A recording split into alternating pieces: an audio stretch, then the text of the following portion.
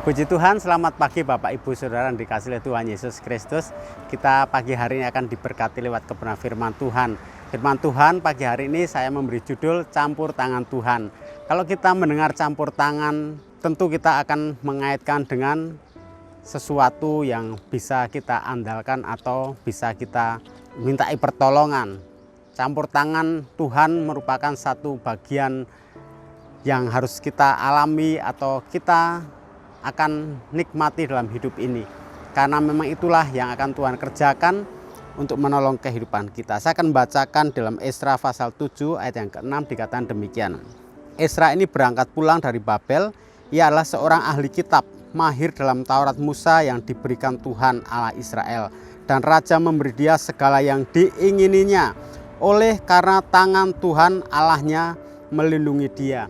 Bapak Ibu Saudara, kalau kita melihat dalam kitab Esra, khususnya pasal yang ke-7 ini, kita akan menemukan beberapa kali kalimat campur tangan Tuhan, atau kita bisa membaca tangan Tuhan. Ya, kalau kita melihat tangan Tuhan bekerja, tidak ada yang mustahil, semua bisa terjadi. Dalam kisah perjalanan Esra untuk pulang ke Yerusalem dari pembuangan di Babel, itu bukan perkara yang mudah buat umat Tuhan. Tetapi sekalipun perkara itu rasanya mustahil, kalau Tuhan sudah campur tangan, Dia akan mengerjakan perkara yang besar. Bahkan tidak ada yang mustahil bagi Tuhan dan juga bagi orang yang percaya. Saya akan bacakan di ayat yang ke-9 juga dikatakan demikian. Tepat pada tanggal 1 bulan pertama ia memulai perjalanannya pulang dari Babel, dan tepat pada tanggal 1 bulan kelima ia tiba di Yerusalem oleh karena tangan murah Allahnya itu melindungi dia. Kita menemukan lagi kalimat tangan Allah. Kalau kita melihat ini, tangan Allah melindungi, tangan Allah memberikan pertolongan, memberikan jalan keluar. Saya akan bacakan di ayat yang ke-28 juga demikian dikatakan. Dan membuat aku disenangi oleh raja dan penasihat-penasihatnya serta segala pembesar raja yang berkuasa.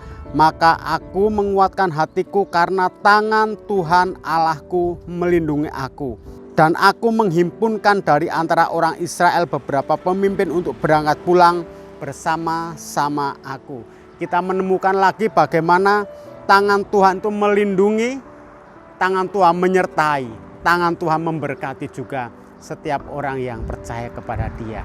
Kalau kita percaya kepada Tuhan, kita punya jaminan Tuhan akan campur tangan dalam kehidupan kita, menolong kita menyelesaikan masalah kita. Sekalipun perkara itu dianggap mustahil, tapi bagi Tuhan tidak ada mustahil.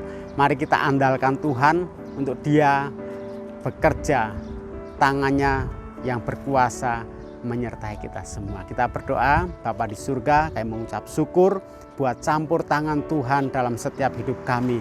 Karena kami lemah, kami tidak berdaya tanpa Engkau Tuhan.